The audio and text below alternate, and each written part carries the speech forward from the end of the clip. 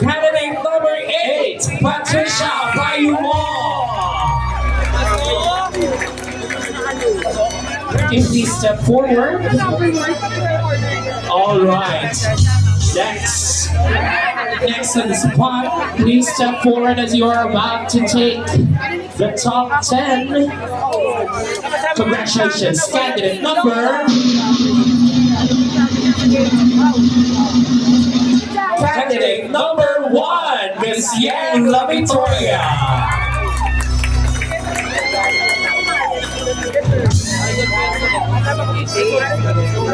And it's time for the third spot. Ano naman yun? Kamatay naman yun. Pasok ka sa top 10. Candidate number.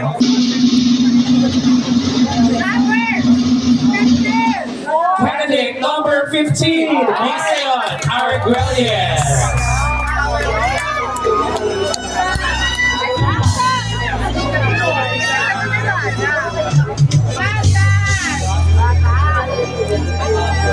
The next queen that I will be mentioning claims the fourth spot for our top 10. And congratulations, candidate number. Candidate number 18, Miss Kay Montecillo.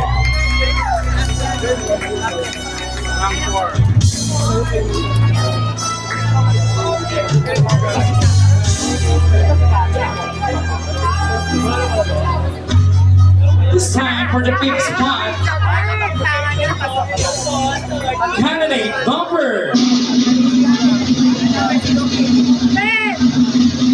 Candidate number 17, Miss Timple de la Cruz.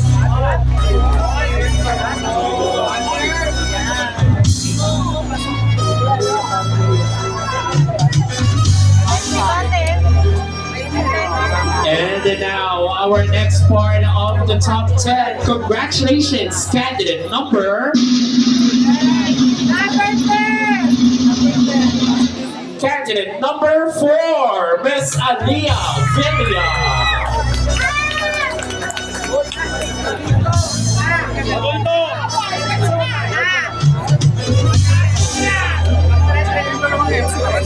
For the 7th spot goes to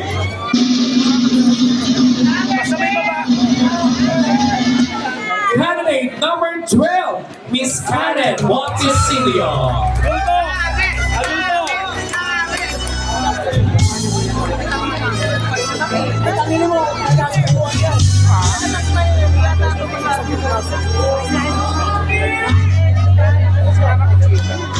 Our 8th spot goes to candidate number.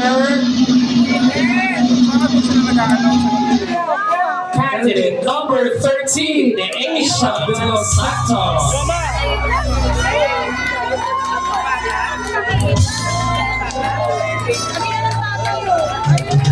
And for the 9th spot, candidate number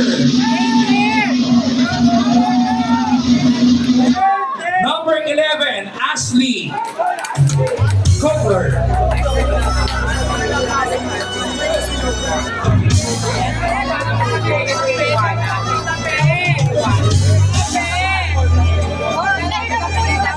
Alright, we are now down to our last spot for our top 10. But before we announce once again, isang masigabong palakpakan naman para sa lahat ng ating mga kandidata ngayong gabi.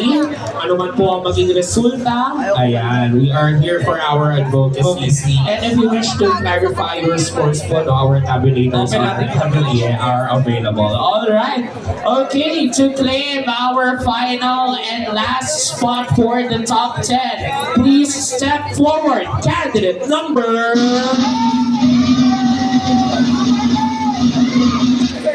Candidate number 6, Tanya Panila. And that's it to go, Manila. That concludes your top 10 for tonight. Thank you so much, our remaining queens. Maraming salamat. Maraming salamat po. You may now go back to your respective stations sa backstage. You may now ask the top 10. Yung top 10 na us, please, yes, for candidate number 8.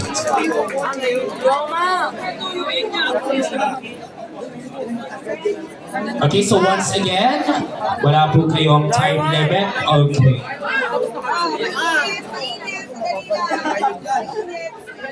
Okay, so here's your question. Paalala po, tahimik lang po sa ating mga manunod. Candidate number 8, here's your question. What are the 3 major constitutional rights that we gays should be equipped with? Once again, what are the 3 major constitutional rights that we gays should be equipped with? Your time, you may now answer the question. Maaay ako yan. Ay, wait. Saan ako, ma? Ikaw na Ikaw na Christian pinapasok. Wala ako. Sa'yo yan, gago. Ulol. Nalulunod ako sa alak.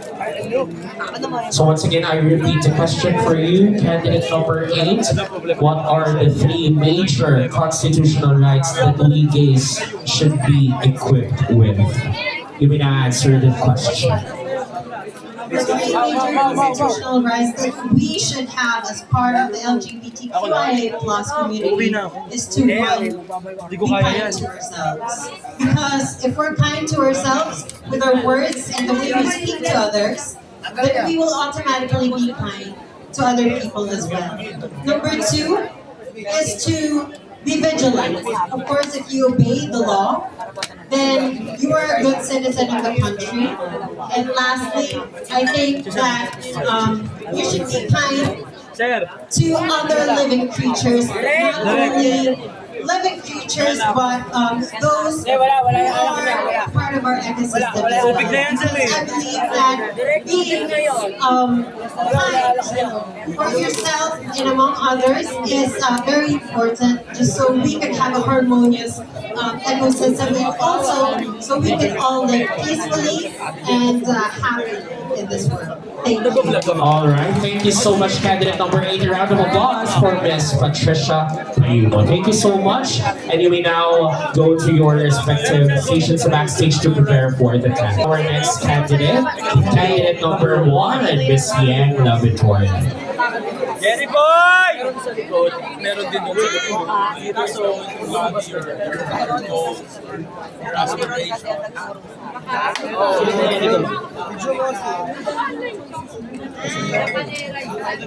Makinis lang mukha ko kaya mukhang one line. All right, good evening, Miss Yang Lavitoria. Okay, so here's your question. A moment of silence, please. Here's your question. What are the 3 words that best describe the state of gender equality in the Philippines? Once again, here's your question. What are the 3 words that best describes the state of gender equality in the Philippines? You may now start answering the question. Thank you very much. You know what, ladies and gentlemen, in definition of gender equality, it simply means that anyone, any gender, heterosexual or part of the LGBTQIA+, means that we're all equal in the eyes of the law and in the eyes of God. But in 3 words that I would like to state, that is the state now of gender equality in the Philippines as we experience. Number 1 is that it is stagnant. Why do I say that it is stagnant? It doesn't move. Because yes, you see there are lots of LGBTs, especially now in this competition. However, you do not accept us fully as to who and what we are. Instead, you just let us be, like win for your feelings. Second one is that you just let an acceptance of our gender. Why do I say so? It is because a lot of people do not recognize us as individuals. And the best example is the lack of the constitutional rights in the laws itself. And last one, as the gender equality itself, is that it is something that will never stay the same. Why do I say so? Because I always believe that it will always change. Yes, you do not accept us. Yes, it does not move. But it will one day be processed, be pushed through. Because I always believe that there are those people like myself who advocate for gender equality, for equal rights for every single individual, not only just for us. And once the Soji bill has passed, then definitely we will be able to see the pinnacle of success, not only for this country, but for any given country around the world. Thank you so much. Once again, that is candidate number 1, Miss Yang Lavidoria. Thank you so much, and we will now prepare for you. Good evening, candidate number 15. Here's your question. What do you think are the 3 top secrets that each gay here present possesses? Once again, what do you think are the 3 top secrets that each gay here present possesses? You may now start answering the question.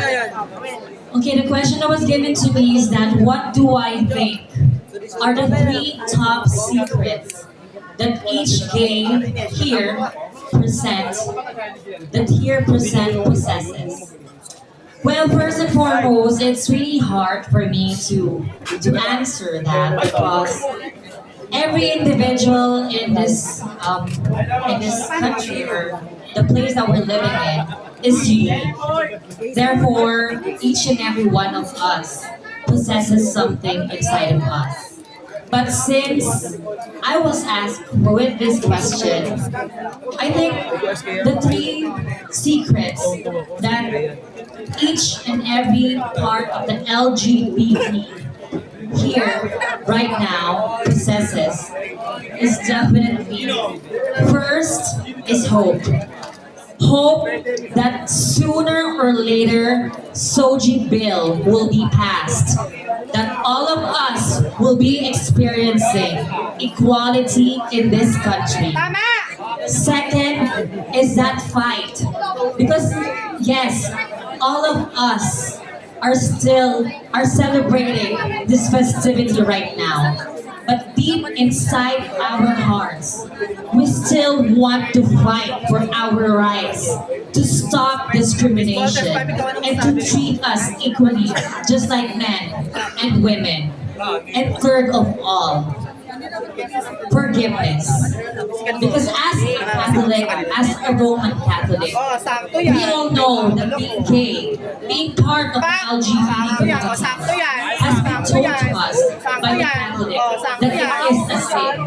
And who wants to live being a sinner? Who is proud of being a sinner? Nobody.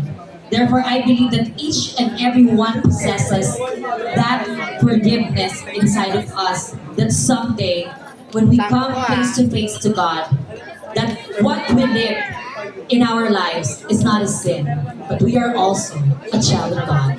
Thank you so much. Thank you so much. What are the 3 lies that you keep on believing as truths of your life? Once again, what are the 3 lies that you keep on believing as truths of your life? Yung day last year. So the question goes like this. What are the 3 lies that you keep on believing as fruits of your life? Honestly, at this moment of time, I'm still questioning myself. What are the 3 lies that I keep believing as the truth of myself? But to tell you honestly, ladies and gentlemen, the first lie that I believe that it will be truth is that we are accepted here in the society. Second lie is that I am accepted by my family, especially my father who was a Filipino. Third is that we are all competitors. So of course, the first lie that I want to believe is I want to get the crown. It is simple as this. First is that I am accepted by society. We cannot really deny the fact that living as a part of the LGBTQ community faces so much challenges. We are being marginalized, we are being discriminated, and most especially, we are being set aside. Secondly, To give you a bird's eye view, honestly, my father is actually a policeman who wants me to follow his footprints. That was passed through generation. And being me as a gay, I want to spread my wings and widen my horizon. Therefore, it is the time that I actually neglected the decision of my father. Third is that joining in this pageant, ladies and gentlemen, I want to get a crown. Simply by using myself as an instrument and using the stage as a platform to let people know about the importance of the LGBTQ community. That we people should always be united. That we people should always work hand in hand. And I think in order for us to have unity, it usually lies with good communication, proper understanding, and most especially exercising the good aspects of what we call respect. That if you want to be respected, learn how to respect yourself. That comes with discipline. Thank you, good evening. Once again, thank you so much for that wonderful. What are the first three things that make you regret coming out as a gay? Once again, what are the first three things that make you regret coming out as a gay? We now start answering the question. Well, thank you very much for that wonderful question. Let me tell you that I'm having a speech deficiency, but I will answer the best way I can. The first one is that I stopped my schooling, my college, because of being like this. That on, I feel unfortunate. I felt that I will not have a life ahead of me. Second, coming out as a member of LGBT to my family. I regret those because they don't accept me for being white. My father forced me to fight what is right, and that is to be a real man. He always told me that you're not a gay, hindi ka bakla, lalaki ka, lalaki ka. Third, the last thing that I regret coming out as a gay is being as a member of LGBT because of the fact that I experienced or I will be experiencing discrimination, rejection, discrimination as a member of LGBT. And the fact that I am having a speech deficiency, I've been bullied, I've been mocked, and I've been locked by other people the way I speak.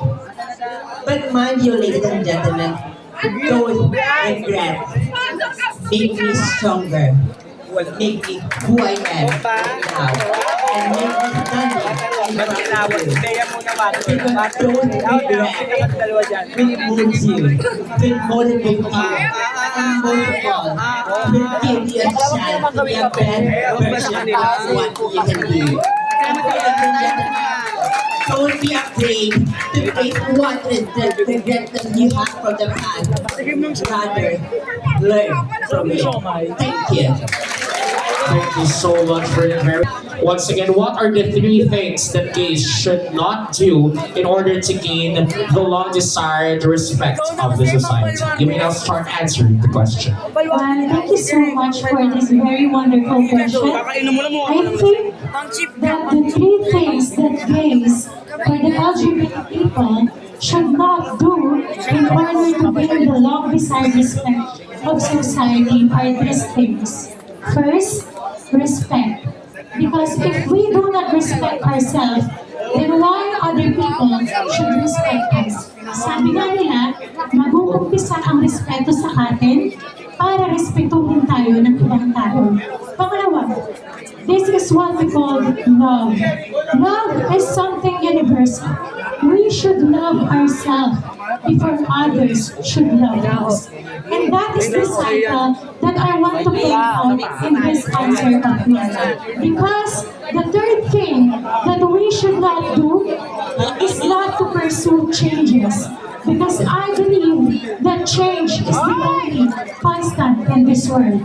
And if we, the LGBTQIA community itself, cannot accept change, that people cannot respect, cannot love, and just tolerate the LGBTQIA plus community, then how we can have an harmonious world within the LGBTQIA plus community? It is very simple. If we know how to do things for the community itself, just like respect, love, and to continuously change for others, then definitely because sisimulan natin ang pagbabago sa atin para ang dapat nating baguhin at gusto nating pagbabago para sa LGBTQIA+ community ay atin natin. Thank you so much for that word. What are the 3 thoughts that you have right now? Once again, what are the 3 thoughts that you have right now? Wow. Thank you so much for the very wonderful question. You know what, ladies and gentlemen, I don't have 3 thoughts I have right now, but I have 3 thoughts. That is first, liberty. To have freedom, hindi lang para sa akin, kundi sa aming komunidad na magkaroon ng kalayaan. Gravity of our pressure na niraramdaman namin sa pagtungtong at pagbaba namin sa intabladong ito. And beauty, ang kagandang loob na pinagkakaloob namin, hindi lang sa panlabas, kundi ang nilalaman ng aming puso. And last, transformation. We are standing here in front of you to transform ourselves, to believe in ourselves. And that is what we call liberty, gravity, beauty, and transformation. That is what we call LGBT community. That's why I am standing here to promote what my thoughts, and that is my thoughts, to promote my community. Thank you very much. Thank you so much, candidate number 12, Miss Karen Montecillo. What are the 3 ultimate things that you would do if you were down to the last 3 minutes of your life? Once again, what are the 3 ultimate things that you would do if you were down to the last 3 minutes of your life? You may now start answering the question. What